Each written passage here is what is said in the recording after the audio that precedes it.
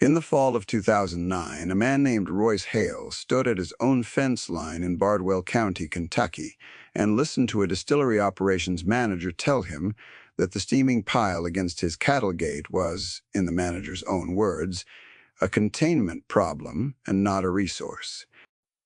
The man saying it wore a clean quarter-zip with a copper still embroidered over the heart, and he said it kindly. The way a person explains a thing to someone he assumes has never thought about it. Royce was 61 then. He had farmed that bottom ground along the Clarks River for 38 years, and he had been watching that pile, smelling it, pushing his boot into it, for the better part of 7 of those years. He did not argue. He looked at the pile, and he looked at the manager, and he said one thing, which was that he would keep it.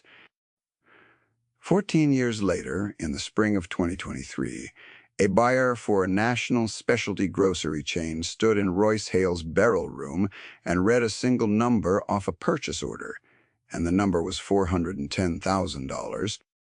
That was 1 year, that was one contract, and the thing that produced it was, in its first form, the same steaming pile the distillery had been paying to haul away. Let me tell you about the span between those two moments, because it is not a story about luck, and it is not a story about a clever idea that arrived all at once. It is a story about a man who paid attention to something that other men paid to get rid of, and about how long the world can be wrong about what a thing is worth. Stay with me, because the part everyone gets wrong is the beginning. Spent mash is what is left after a distillery has cooked its grain, fermented it, and run it through the still. The alcohol is gone, pulled off in the vapor. What remains is a hot, sour, soupy mass of cooked corn and rye and barley, acidic and rich and heavy, somewhere between a porridge and a slurry.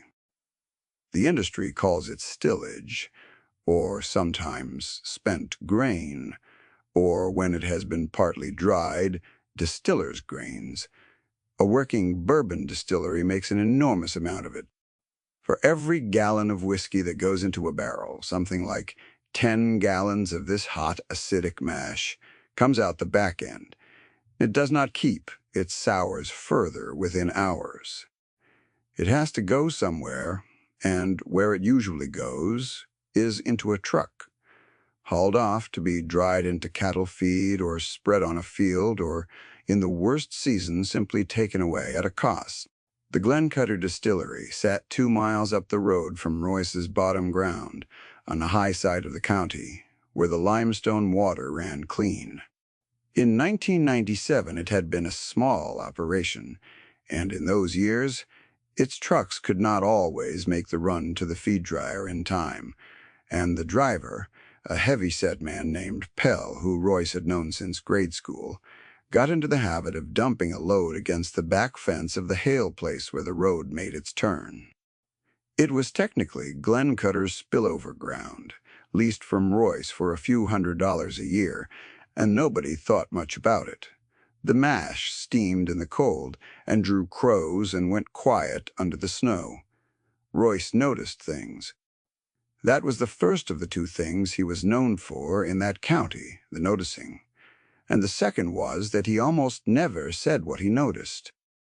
He noticed that the ground where the mash piled up did not sour the way the distillery men assumed it would. He noticed that the grass came back at that fence line thicker and darker green than anywhere else on the farm, even where the pile had sat all winter. He noticed that the pile itself, left alone past the point where it should have rotted into a stinking ruin, did something stranger. It went sharp, not foul, sharp and bright and clean in the back of the throat, the way a good cider does when it has turned all the way past cider and become something with a name. He knew that smell. His grandmother had made vinegar in a stone crock on the back porch of the original Hale house, the one that burned in 1971, and the smell of that crock was one of the few clear things he carried out of his childhood. She had called it the mother, the pale gelatinous raft that formed on top of the crock and turned wine or cider into vinegar, and she had told him more than once that the mother never died if you fed it and never let it freeze. Royce had been maybe 9 years old. He had not thought about the crock in 50 years. Standing at the fence, in the cold, with his boot in a pile of distillery waste, he thought about it. Let me tell you what vinegar actually is. Because the whole story turns on a piece of chemistry that the distillery men, for all their training, had simply never had reason to learn. Vinegar is what happens when a particular family of bacteria, the acetic acid bacteria, gets hold of alcohol in the presence of oxygen and eats it. Yeast turns sugar into alcohol. That is the first fermentation, the one the distillery did on purpose, in sealed tanks, keeping the air out, because air was the enemy of the whiskey they wanted. Then a second and entirely different microbe, given air, turns that alcohol into acetic acid, which is the sour in vinegar. The distillery's whole craft was built on stopping the process at alcohol and keeping the air away. What Royce had at his fence was the leftover of that process, still carrying trace sugars and trace alcohol, sitting open to the air in the one place on earth. Nobody was guarding it from oxygen. It was not waste sitting there going bad. It was the front end of a vinegar sitting there going right, and no one but a man who remembered a stone crock would have seen the difference. He did not do anything about it for a long while. A man does not rebuild a farm around a notion he got at a fence line. Still, he started saving some of the mash in food-grade plastic drums he bought used from a pickle house in Paducah, and he started feeding it the way his grandmother had told him to feed a crock, with patience and air and a clean cloth over the top to keep the flies out and let the breath in. He kept the drums in the old milk house where the temperature held steady, and he wrote down what he did, every batch, in a cloth-bound ledger with a cracked spine, because his grandmother had kept a ledger too, and the one principle of hers that he remembered word for word was that the mother remembers what you cannot. The first batches were failures, and he wrote down the failures. Too much heat and the vinegar went flat and dull. Too little air and it stalled halfway, sweet and weak. He learned that the mash from the rye-heavy runs gave a sharper, more peppery vinegar than the mash from the corn-heavy runs, and he learned that if he let a batch go a full 18 months instead of 6, it deepened and rounded into something with a long finish, almost like a sherry, with notes he did not have words for and did not try to find. He was not trying to make a product.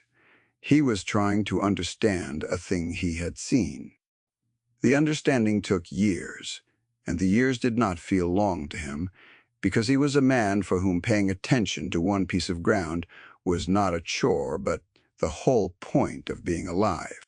Which brings us to the manager in the quarter zip, and the cold morning in 2009, when the distillery, now under new ownership and 4 times its old size, sent someone down to formalize the disposal arrangement and discovered that the old farmer had been quietly keeping some of the mash back. His name was Del Forsyth, and I want to be fair to him because the easy thing would be to make him the villain of this, and he was not. He was 34, with a degree in food science and a second one in operations management, and he had been hired by Glencutter's new corporate parent to bring the distillery's waste stream into compliance and, where possible, into profit. He was good at his job, but he had run the numbers on the stillage and found that the cheapest defensible path was to send it to a centralized dryer that turned it into pelletized cattle feed, and he had a spreadsheet that proved it down to the cent. When he came down the road and saw the drums in Royce's milk house and asked what they were, and Royce told him plainly that he was making vinegar, Forsyth smiled the patient smile of a man who has heard a lot of folk ideas and said the thing that would sit in Royce's chest for the next 14 years. He called it a hobby. He did not mean it cruelly. He meant that there was no scalable model in it, no throughput, no way to turn one old man's drums into a line item that justified the handling cost, and from inside the world he lived in, he was correct. To Del Forsyth, the pile at the fence was a containment problem with a known unit cost and a known disposal pathway. And the drums were a quaint distraction, the kind of thing a man does in retirement to feel useful. To Royce, the same pile was a living process 80 years old in his family, carrying a microbe his grandmother had kept alive in a crock that no longer existed. And the difference between those two readings was the difference between what a system measures. Forsyth wrote up the disposal contract, and in it he noted that the lessee, meaning Glencutter, would resume full removal of all stillage from the Hale property, and that the informal retention arrangement should be discontinued for liability reasons. He was protecting his employer. It was the responsible thing. He shook Royce's hand and told him, not unkindly, that he was welcome to keep doing his hobby on his own time, and he drove his clean white company truck back up the limestone road, and he believed he had handled a small irregularity well. He had handled it well, by every standard he was trained to use. That is the thing about this story that I keep coming back to. The man was not wrong about anything he could see. He was only wrong about the part he could not. Let me tell you about Royce's family, because the next part of this turns on a young woman who came home not believing a word of it.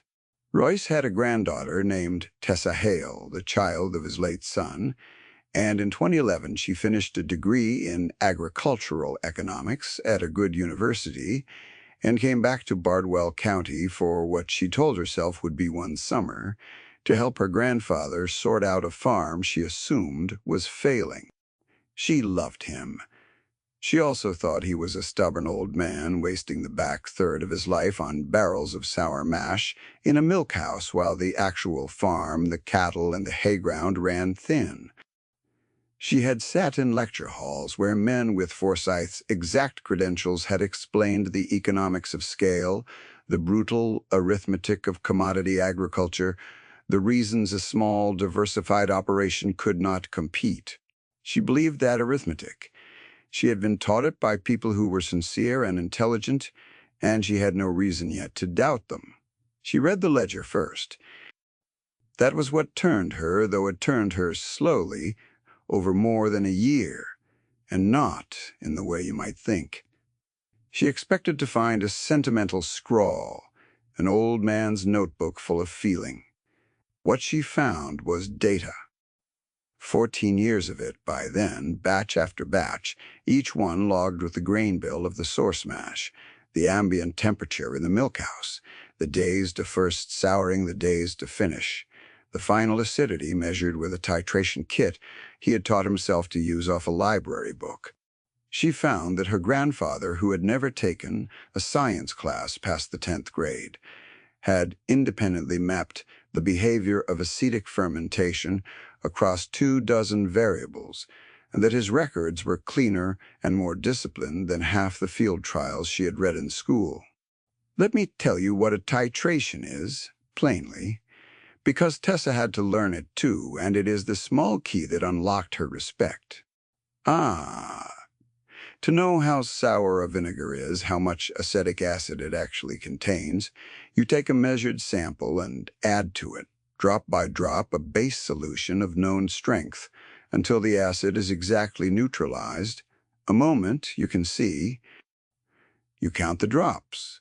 The number of drops tells you the acidity, precisely, in grams per 100 milliliters. Commercial vinegar runs around 5%. Royce's long-aged rye vinegar, the 18-month batches from the milk house, ran consistently between 7 and 8, with a complexity of flavor that had nothing to do with the number. He had been measuring it the whole time. He had a column for it in the ledger. He had simply never told anyone because no one had asked in a way that suggested they wanted the true answer rather than the polite one. The day Tessa understood that her grandfather was not a sentimental old man, but a careful empirical scientist working without the vocabulary, she stopped planning her exit from Bardwell County. She did not announce it, she just stopped. And she began quietly to ask him questions, and he began just as quietly to answer them. And the conversion of a skeptic into a believer happened the way those things actually happen, which is not in a single dramatic scene. 100 mornings in the milk house with the cloth lifted off a drum and a question asked and answered honestly. She asked him once why the rye batches finished faster than the corn batches, expecting a shrug, and he answered with a precision that startled her that the rye carried more of the trace sugars the bacteria favored and ran a little warmer in the souring, and that he had the days logged in the ledger if she wanted to check him. She checked him. The ledger was right. After that, she stopped expecting shrugs.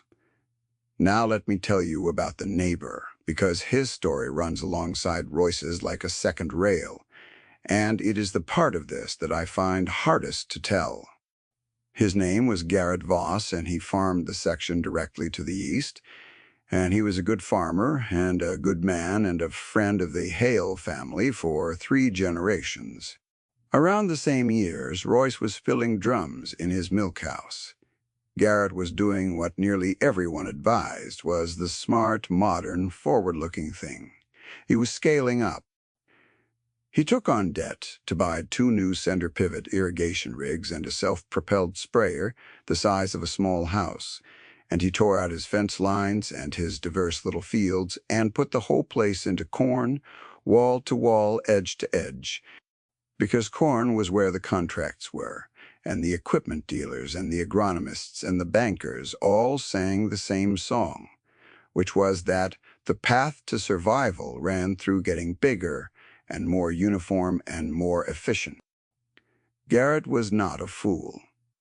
He was listening to credentialed advice from sincere people, the same advice Tessa had been taught, the same worldview Del Forsyth carried in his spreadsheet. He planted the same hybrid seed across every acre because the data said it yielded best, and he leveraged the farm to do it, and for a few years it looked exactly as smart as everyone promised. I want to be honest with you about how it looked in those years because hindsight makes it easy to forget. Garrett's place looked like the future, and Royce's looked like the past. Garrett had the gleaming equipment and the clean, unbroken green fields and the magazine cover symmetry of it all. Royce had a milk house full of drums that smelled like a back porch, a diverse scatter of pasture and hay and a few stubborn old fields, and a granddaughter who half the county assumed had come home because she had failed somewhere else. If you had driven the Limestone Road in 2013 and been asked which man had read the future correctly, you would have pointed at Garrett, and so would I, and we would both have been looking at exactly the wrong thing. Tessa, to her credit, was the first in the family to start turning Royce's understanding into something the world could buy. And this is where her degree finally became useful, not as a source of the truth, but as a way of carrying the truth to market. She convinced her grandfather over considerable resistance to bottle a small run of the 18-month rye vinegar, properly, to label it plainly, to take it to a regional food show in Louisville in 2015. He thought the whole thing was Tessa's affair and that his job was the milk house. He went because she asked him to, and he stood in the back wearing a clean shirt that did not fit the way his work shirts fit, and he let her do the talking. A chef found them. That is the next hinge, and it matters that it was a chef and not a marketer, because a chef judges by the one standard that cannot be argued with, which is taste. Her name was Marisol Vance, and she ran a restaurant in Nashville that had begun to draw national attention. And she was walking the aisles of that food show with the specific, weary expression of a person who has tasted 400 mediocre artisan products. The table next to Royce and Tessa sold a flavored honey, and the one across the aisle sold a small batch hot sauce in bottles, shaped like revolvers. And the noise of the hall was the bright, forced cheer of people trying very hard to be noticed. Royce and Tessa were not trying.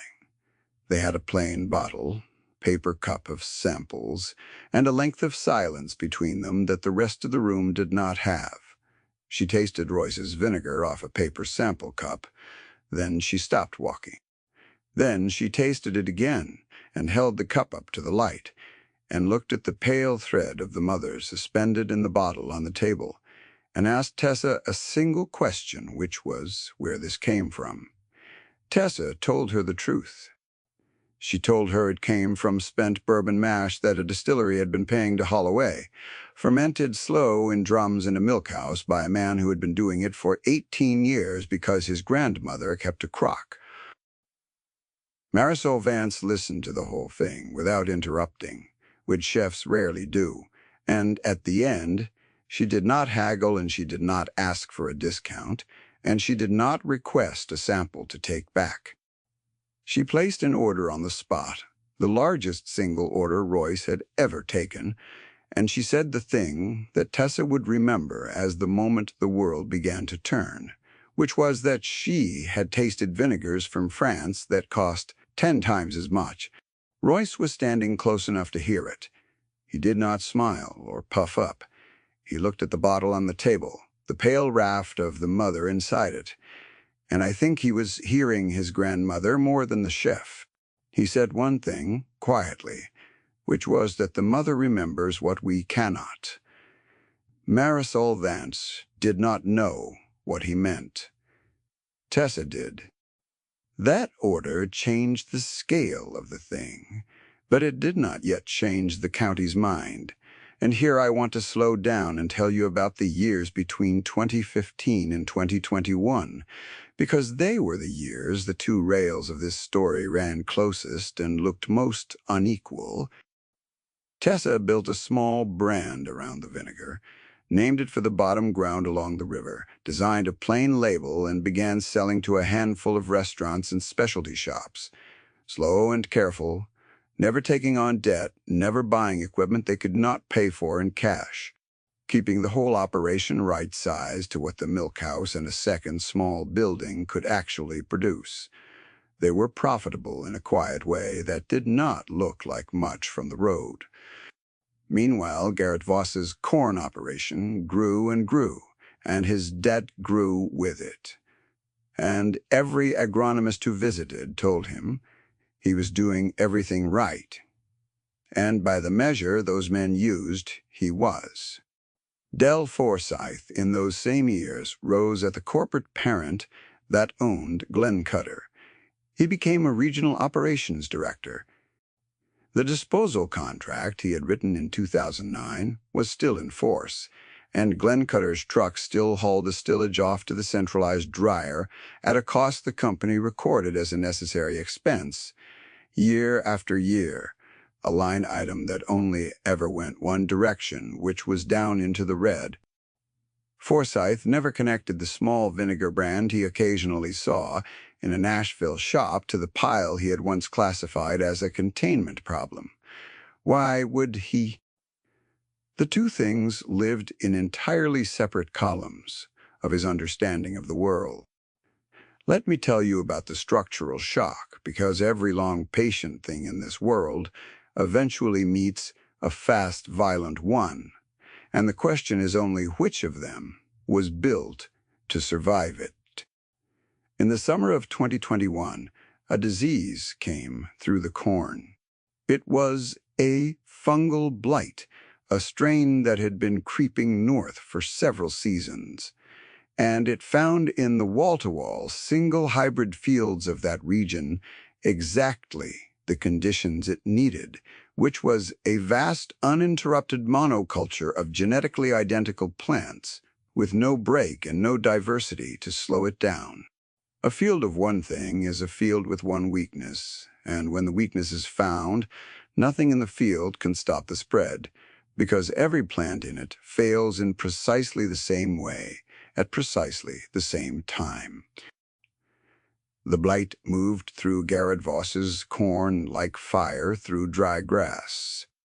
He had planted the same hybrid on every acre, because the data set had yielded best, and the data had been right about yield and silent about fragility.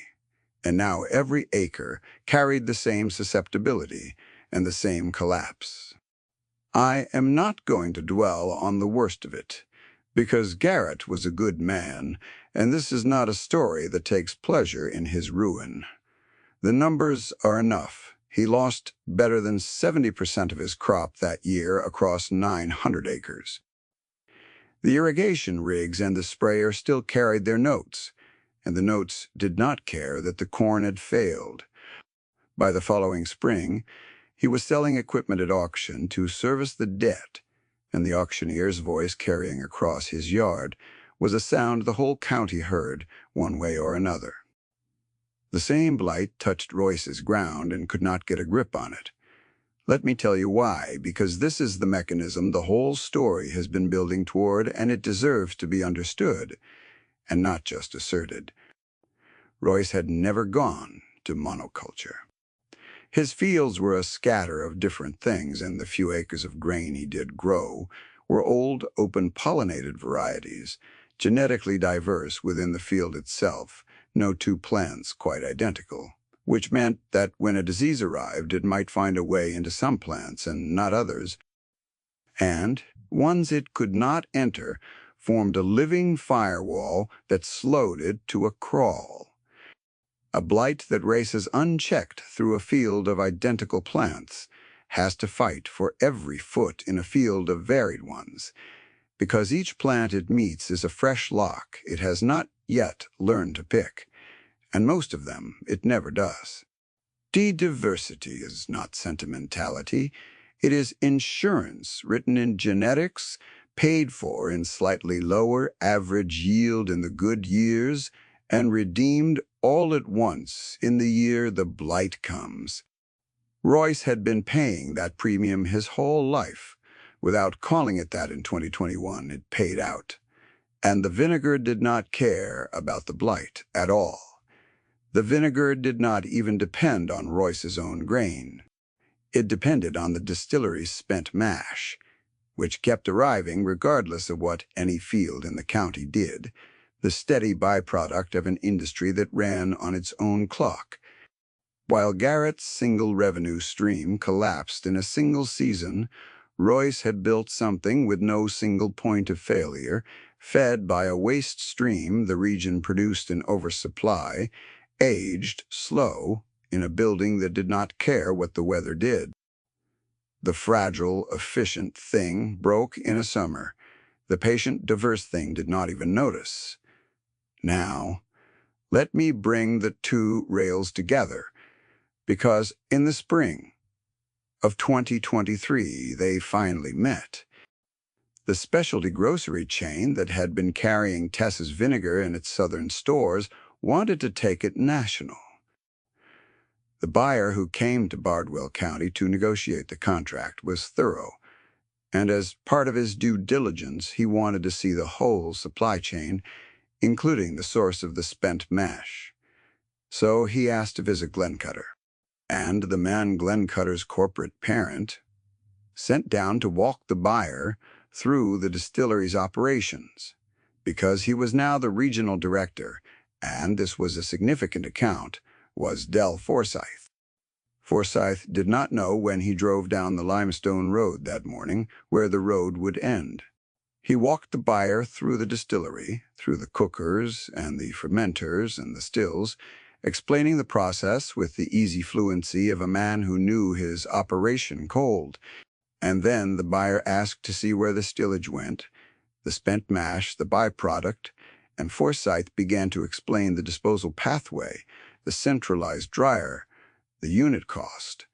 And the buyer stopped him and said mildly, that he understood some of it went to the vinegar producer, and asked if they could see that part of it. So Del Forsyth drove, for the first time in 14 years, back down to the bottom ground along the Clarks River and walked into Royce Hale's barrel room, which had grown from a milk house full of drums into two clean buildings, full of oak barrels and stainless tanks.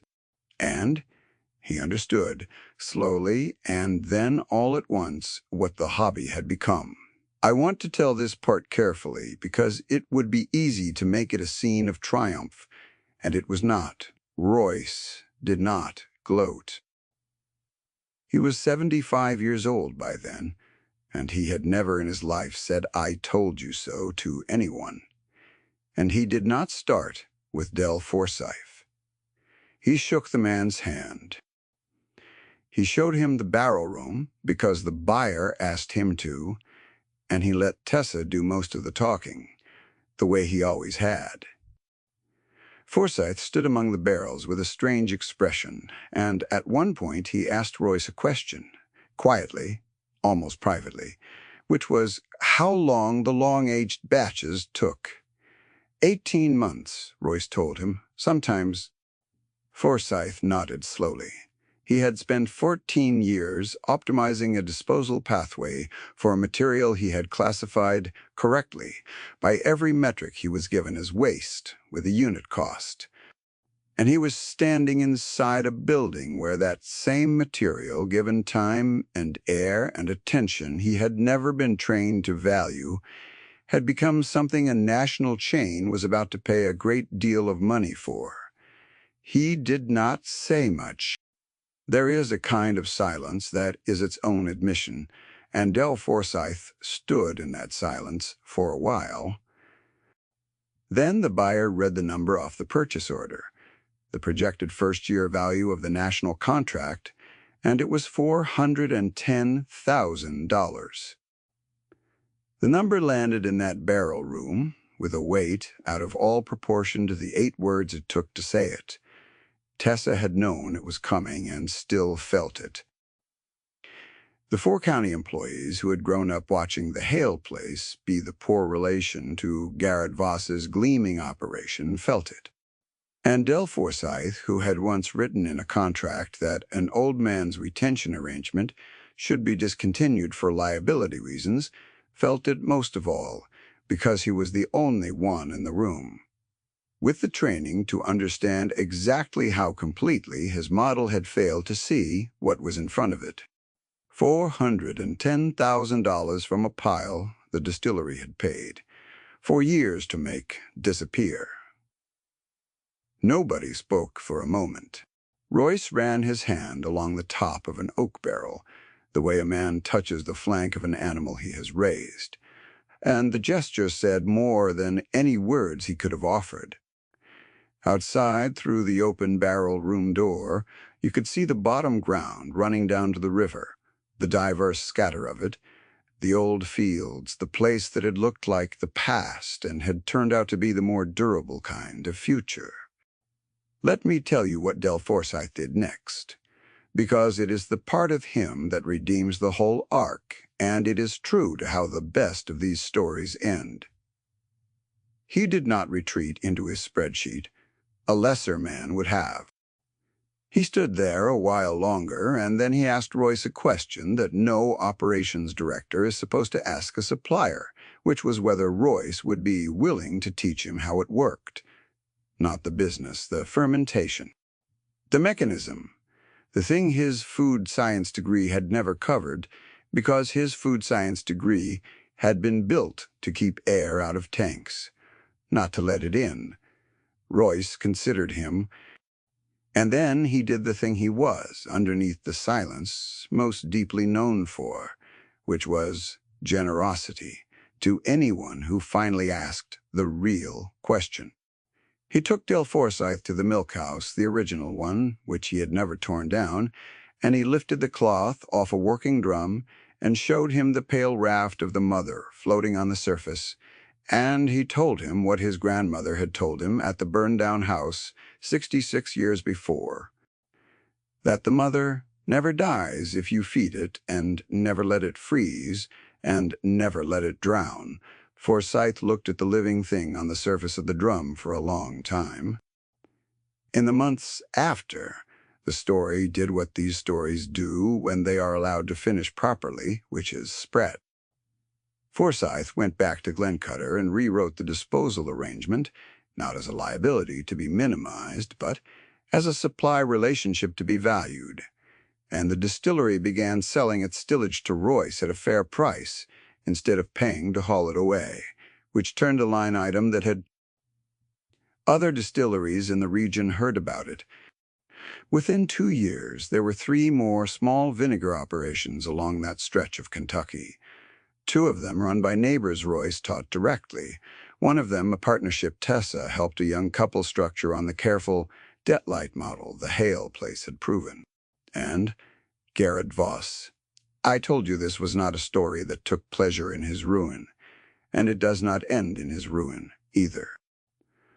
When the dust of the auction had settled and Garrett was farming a quarter of the acres he once had, Royce walked over to the east section one evening and sat on Garrett's porch and offered him something. The 2 men had not talked much in the gleaming years, not out of any quarrel, only because prosperity and patience do not have a great deal to say to each other until one of them fails. Garrett poured them both coffee gone half cold, and did not look at Royce for the first while the way a proud man does not look at the neighbor who turned out to be right. Royce did not make him look. He offered, not charity. Royce did not insult a proud man with charity. He offered to buy Garrett's spent grain because Garrett still grew a little corn, and to teach Garrett the vinegar method on his own ground if he wanted it, so that the diverse small thing Garrett had torn out to chase the uniform big thing might be rebuilt, 1 barrel at a time, on land that had learned the hard way what monoculture costs. Garrett took the offer. It is a slower way back than the way he went out, but it is a way back, and the 2 old men spent the last good years of that decade doing the thing the credentialed world had told them both was finished, which was making a diverse living off a particular piece of ground they understood better. Tessa runs the brand now. She did not leave Bardwell County after all that one summer, having stretched into the rest of her life, and the agricultural economics degree she once thought made her smarter than her grandfather turned out to be most useful as a way of protecting what he knew from a market that would have happily ground it up. She keeps the ledger going. There are more than 30 years of batches in it now in 2 hands, her grandfather's cramped, careful print and her own, and the principle written at the front of it, the one his grandmother carried out of a house that burned in 1971, is still the operating philosophy of the whole enterprise, which is that the mother remembers what we cannot. Let me tell you what I think this story is finally about, because I have walked that limestone road in my mind many times now, and I keep arriving at the same place. There are 2 kinds of knowledge in this world, and our age is very good at one of them, and very bad at telling the difference. There is the wide, fast, confident knowledge that can be written into a spreadsheet and scaled across 1,000 acres and defended down to the cent. The knowledge Del Forsyth brought to the fence line and Garrett Voss bet his farm on and Tessa was taught in lecture halls. And there is the other kind, the narrow, slow, patient knowledge of one piece of ground and one process watched across decades, the knowledge that cannot be scaled because it does not transfer, the knowledge Royce Hale's grandmother kept in a crock, and he kept in a milk house, and his granddaughter keeps now in a ledger. The first kind of knowledge measures what is easy to count. The second kind knows what is actually there. Most of the time, the first kind wins, because it is louder and faster, and it has the bankers and the agronomists and the operations directors on its side. Yet every so often a blight comes through, or a slow truth ripens past the point The confident men predicted it would rot, and the world is reminded that what a system measures and what a thing is worth are two different numbers, and that the gap between them is exactly the size of everything the system was never built to see. The distillery called it a containment problem. Del Forsyth called it a hobby. The market, when it finally learned to taste, called it $410,000 a year. And Royce Hale, who outlived 3 of those verdicts and never once argued with any of them, only ever called it by the name his grandmother gave it, the living thing on the surface of the drum, the thing that does not die if you feed it and never let it freeze and never let it drown. He is gone now. He died at home in the bottom ground. An old man who had been right for so long and so quietly that being right had stopped meaning anything to him beyond the work itself. The morning he was buried, Tessa went to the milk house before the service, the way he had gone every morning for 36 years, and she lifted the cloth off the oldest working drum and looked at the pale raft of the mother on the surface, the same culture, fed and unfrozen and undrowned across all those years, older than the brand, older than the contract, older than the blight, older even than the grievance at the fence line. It was still alive. It is still alive. And that, in the end, is the whole of what he was trying to tell them all along, that the things worth keeping are rarely the things a clean truck comes to haul away.